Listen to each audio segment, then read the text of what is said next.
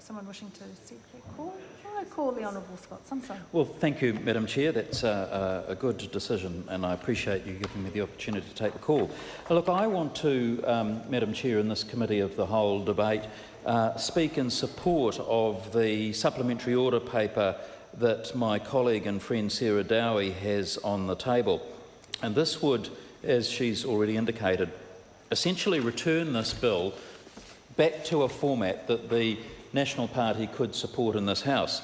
Because when the original bill was first introduced by the Honourable Maggie Barry in the last Parliament, there was no extension of this infringement regime beyond those members of the Department of Conservation, those rangers who are members of the State Services regime in terms of state employees, and there was no thought that that should be extended beyond to a group of independent non-state sector employees, namely the good folk at Fish and Game. And so this supplementary order paper is not in any way a criticism or an objection to the good work that Fish and Game people do, but it's simply based on the, I think, very sound and fundamental principle of our legislative framework that actually it should be duly warranted and educated, trained, properly professional people who fall within the auspices of the State Services Act and the strict controls that are imposed upon them. Those are the sorts of people that should be operating an infringement regime of the sort intended by this bill. And that was certainly the intent of the bill when the Honourable Maggie Barry introduced it in the last Parliament.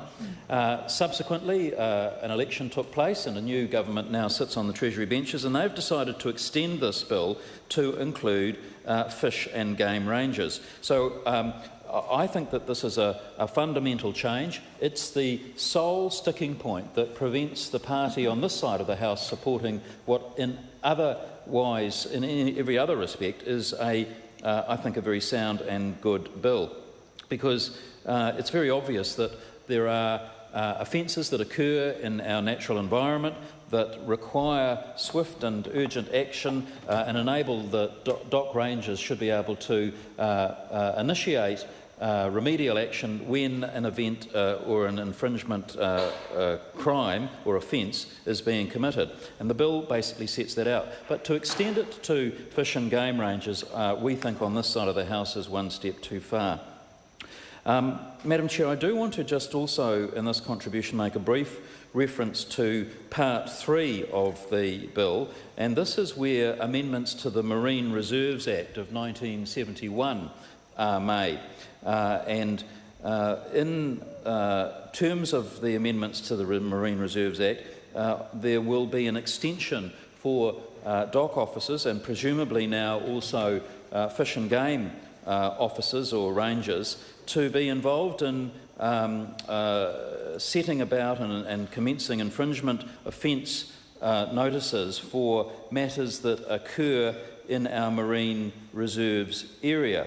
Now that's actually a very extensive piece of marine footprint in our natural habitat, and there are some questions that I think the Minister may be able to address by way of response to this. Firstly, I'm keen to know what training and what background and support rangers will have in terms of applying the infringement notice regime to those people who speak foreign languages.